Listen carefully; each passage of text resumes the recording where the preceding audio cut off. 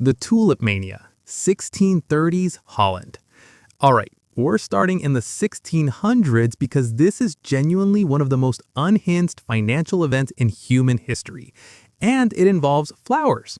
Yes, flowers. So it's the 1630s in Holland. Tulips have just arrived from the Ottoman Empire, and they're exotic, rare, beautiful. Rich people start buying them to show off. Oh, you have a tulip? How fancy. Demand goes up, prices go up. Then middle-class people start buying. Then everyone. Tulip bulbs, literally just bulbs you put in the ground, started selling for more than a house. At the peak, a single rare tulip bulb was worth about 10 times the annual salary of a skilled craftsman. People were selling their furniture, their land, their life savings just to buy tulip bulbs they planned to sell to the next person at a higher price. Nobody was actually using the tulips. Nobody was planting them for their garden. They were just passing them around like a hot potato, each person expecting the next guy to pay more. And then, one day in 1637, the buyers just stopped showing up. Nobody wanted to pay those insane prices anymore. Prices crashed overnight. People who had borrowed money to buy bulbs were suddenly ruined, all because of flowers. The lesson? When regular people start selling their houses to buy something that has no real use at that price, you're in a bubble. The South Sea Bubble, 1720, England. Fast forward to 1720, England. A company called the South Sea Company has been given exclusive rights to trade with South America. Sounds promising, right? Exotic trade routes, gold, riches. Except there was barely any actual trade happening. The whole thing was mostly hype and political connections. But the stock price? Going up like crazy. Why? Because everybody was buying. And everybody was buying because the price was going up. Classic circular logic. Even Isaac Newton, the guy who figured out gravity, one of the smartest humans to ever live, bought in, made some money, got out. Then watched the price keep climbing. FOMO kicked in. He bought back in at a much higher price. When the bubble burst, Newton lost the equivalent of about $3 million in today's money.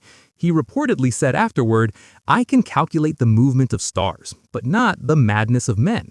If Isaac Newton got wrecked by a financial bubble, what chance do the rest of us have without knowing this stuff? The Railway Mania, 1840s Britain. Okay, so now we're in the 1840s, and the new exciting technology is railways. Trains are genuinely revolutionary. They're changing how people travel, how goods move, everything. Legitimate, real, transformative technology.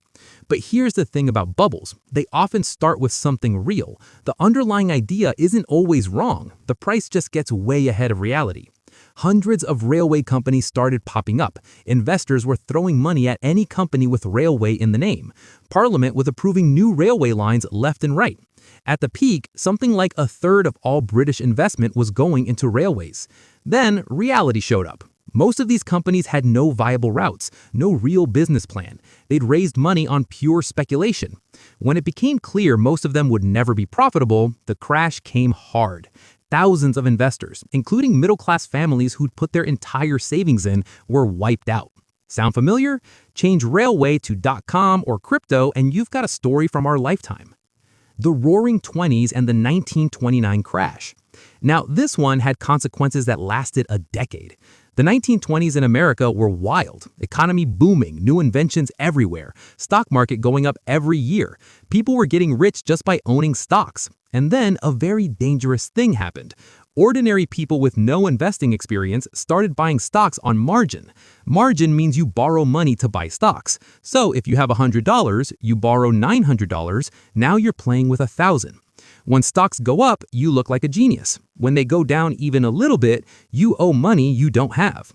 In October 1929, the market started dropping. Margin calls went out, meaning the bank said, pay back what you borrowed now. People had to sell stocks to pay the loans. More selling caused more drops. More drops caused more panic selling. In just a few days, the market lost billions. People who'd been rich on paper a week earlier were completely broke. And this wasn't just investors. Banks had also been speculating. When banks collapsed, regular people lost their savings. The Great Depression followed. Years of unemployment, poverty, breadlines. All because leverage and speculation had inflated the market way beyond what real economic activity justified. The Japanese asset bubble. 1980s. This one's fascinating because Japan was genuinely doing really well. Post-World War II Japan had rebuilt itself into an economic powerhouse. By the 1980s, Japanese companies were dominating global industries. The economy was strong, confidence was high, and money was cheap to borrow. So people borrowed. A lot. And they put it into real estate and stocks.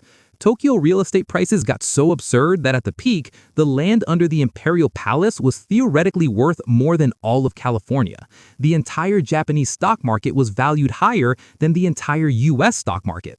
Then, the Bank of Japan raised interest rates to cool things down. Borrowed money became expensive. People started selling, prices started falling, and just like that, the whole thing unwound. Japan's stock market lost 80% of its value. Real estate collapsed, and the hangover lasted not years, but decades. Japan went through what economists call the lost decade. Actually, more like 2 lost decades of economic stagnation. Companies that were worth billions became worth almost nothing. A whole generation's wealth evaporated. The trap here was the same as always. Cheap money, easy borrowing, asset prices completely disconnected from reality. But because the underlying economy was genuinely strong, people convinced themselves it was different this time. It never is. The dot-com bubble, 1995. Okay, now we're getting into a recent history, and honestly, this one is almost funny in hindsight. The internet was new. The internet was real. The internet was genuinely going to change everything. And it did. But Wall Street got so excited about it that they started throwing money at literally any company with a .com in the name, regardless of whether the company made any money, or had a real business model, or had actual customers. Companies with zero revenue were valued at billions. A pet food website called Pets.com raised $82 million, ran a Super Bowl ad with a sock puppet mascot, and went bankrupt 9 months later. Webvan, a grocery delivery startup, raised over $1 billion and collapsed within 2 years. The logic investors were using was, it's a new era, old rules don't apply, everything is different now. And some of it was true. Amazon survived, Google survived, but the overwhelming majority of .com companies were burning cash at insane rates with no path to profit. When the money ran out and investors started asking, wait, how does this company actually make money? The answer was often, it doesn't. NASDAQ dropped 78% from peak to bottom. Trillions of dollars in market value disappeared. Real people lost real retirement savings. The lesson? New technology is exciting. That excitement doesn't mean every company writing that technology is worth whatever the stock price says. The US housing bubble, 2008. This one didn't just hurt investors, it hurt everybody. Almost broke the entire global financial system. So, America in the early 2000s. Interest rates are low, banks are giving out mortgages to basically anyone. People with bad credit, no income verification, sometimes no down payment required. These were called subprime mortgages. The idea was that it didn't matter if the borrower was risky because house prices always go up, right? Except they don't. They can't. Banks were then taking these risky mortgages, bundling them together into complex financial products, and selling them to investors globally. The whole thing was so tangled and complicated that almost nobody fully understood what they were actually buying. Rating agencies were calling these bundles safe. They weren't. When housing prices started falling and millions of people who'd borrowed too much started defaulting on their loans, the entire chain collapsed. Banks that held these products suddenly had nothing. Lehman Brothers, one of the biggest investment banks in America, went bankrupt overnight. Credit markets froze. Companies couldn't borrow to make payroll. Stock markets worldwide crashed. Around 8 million Americans lost their jobs. Millions lost. The global economy went into its worst recession since the 1930s. The bubble this time wasn't just greed. It was greed plus complexity plus a complete failure of everyone who was supposed to be watching. Banks, regulators, rating agencies, governments, everyone either looked away or genuinely didn't understand the risk they'd created. Crypto bubble, 2017. Okay, 2 for 1 here because crypto has done this twice now. First, in 2017, Bitcoin goes from under $1,000 to nearly $20,000 in 1 year. Ethereum, Litecoin, thousands of random altcoins are all exploding. Your uncle who doesn't understand technology is asking you which coin to buy. That's always a sign. Then it crashes. Bitcoin drops 80%. Most altcoins drop 90 to 95%. Thousands of crypto projects just disappear. But then 2020 and 2021, same story again. Bitcoin hits $65,000. NFTs, literally just image files, are selling for millions of dollars. A Bored Ape JPEG went for $3.4 million. Celebrities were launching coins. Influencers were pumping projects. The whole thing had the energy of a casino during New Year's Eve. And then 2022 happened. FTX, one of the biggest crypto exchanges, turned out to be basically a fraud. Billions of customer money gone. Luna, a stablecoin, collapsed from $80 to literally fractions of a cent in 3 days. The whole market crashed again. People who'd put their savings lost everything.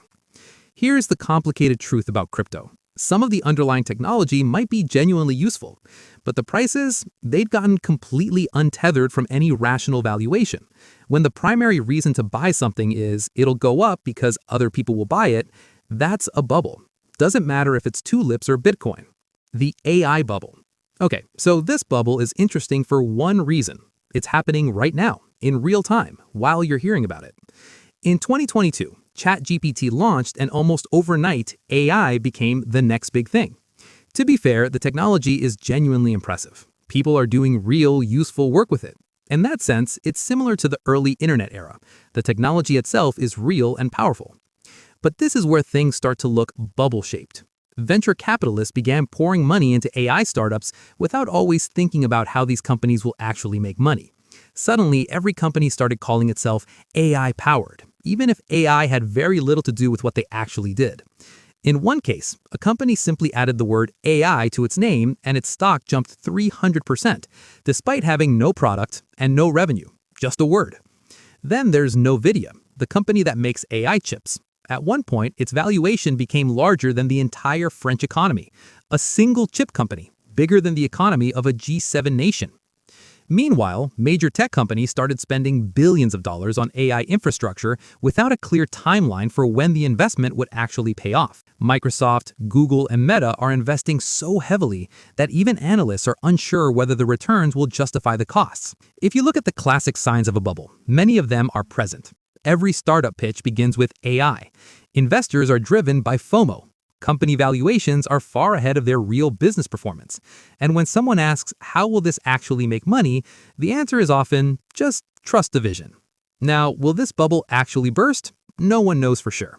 It's possible that AI eventually justifies all this investment, the same way the internet did after the dot-com bubble. But it's also possible that around 2026, 2027, we see a major correction where valuations suddenly drop by half. History gives us one useful signal. When taxi drivers start giving stock tips, and when every small tea shop owner is talking about launching an AI startup, it usually means the hype cycle is getting close to its peak. And right now, it feels like we're somewhere on that curve. Where it ends, that's the part nobody knows yet. The pattern. Okay, so you've heard bubbles now, and you probably noticed they all follow the exact same script. New thing appears, could be real, could be fake, doesn't matter. Early buyers make money, word spreads, more people pile in, prices go up, that attracts even more people. Everyone believes prices will go up forever. Borrowing happens, leverage multiplies everything. Then something breaks the spell. Prices drop, panic sets in, everyone tries to exit at once, prices collapse, late buyers lose everything. Every single time. The reason bubbles keep happening isn't because people are stupid, it's because when everyone around you is making money, not joining feels like the irrational choice. FOMO is one of the most powerful forces in finance, and by the time a bubble is obvious to everyone, you're already near the top. So what do? You learn to ask one question whenever something's price is going up fast. Not, why is the price going up? Because the price going up is not the same as something being valuable. If nobody can give you a real answer to that question, you might be looking at the next bubble. And history says, another one is always coming.